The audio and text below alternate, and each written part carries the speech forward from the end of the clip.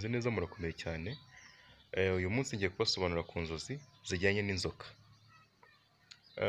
Nk'abatindiye rero, inzozi ya mbere ni ukurota inzoka iguteye ubwoba, ukabona mu nzozi ko inzoka iguteye ubwoba. Icyo bisobanuye, ufite umuntu wubaha ariko utinya cyangwa se ugutera ubwoba. Yego, kurota ubona inzoka iguteye ubwoba mu nzozi bisobanuye ko hari umuntu wubaha ariko uguteye iki? Uguteye ubwoba. Ndabakunda cyane. Icya kabiri, kurota inzoka ikuruma. Kurota inzoka ikuruma ku mubiri waba wambaye cyangwa se utambaye. Bisobanuye ko hari umuntu cyangwa ikibazo kiguteye ibikomere mu buzima bwawe. Bivuze ngo hari ikibazo ubanye nacyo, mbese uhorana nacyo buri gihe. Mbese ubanye nacyo gihora kigutera iki? Ibikomere. Yego, iyo ni inzozi ya kabiri. Inzozi ya gatatu, kurota inzoka igenda ku mubiri wawe igutondagira.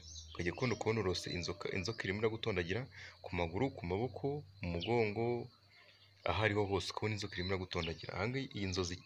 Izi nzozi icyo zisobanuye, hari ibitekerezo bikurushya cyangwa se ibyaha bikugose. Hari ibitekerezo bikurimo bikurushya, mbese wumva bigutera stress cyane. Icyo ni kimwe. Kabiri,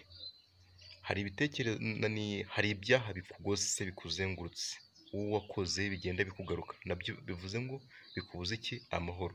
Nicyo gisobanuro cy'izi nzozi zivuga ngo kurota inzoka igira ute? Igutondagira. Icya kane tudatinze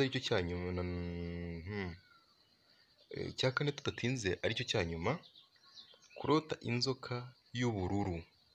Kurota inzoka y'ubururu hari impinduka cyangwa ubuhanuzi bwihishe bugenda bukugeraho gake gake. Hari ubuhanuzi buba bwihishe bukagenda bukugeraho. Nicyo gisobanuro cyo kurota inzozi, mu nzozi ukabonamo inzoka y'ubururu. Akantu murakumvise. Nanjye ntabwo nari nkazi, ariko mu nyandiko nasomye nabonye karimo. Kurota inzoka y'ubururu nibwo nari mbyumvise, ariko ubwo nurota izo nzozi uzamenye ko ari icyo zisobanuye. Ndabakunda cyane. Amahoro y'Imana akomeze kubana namwe. Mwibuke gukanda subscribe, kanda like, kandi no kunzogera dukomeze tubane, ukomeze umenye utuntu n'utundi. Ndabakunda cyane. Intangiriro z'ukwezi nziza.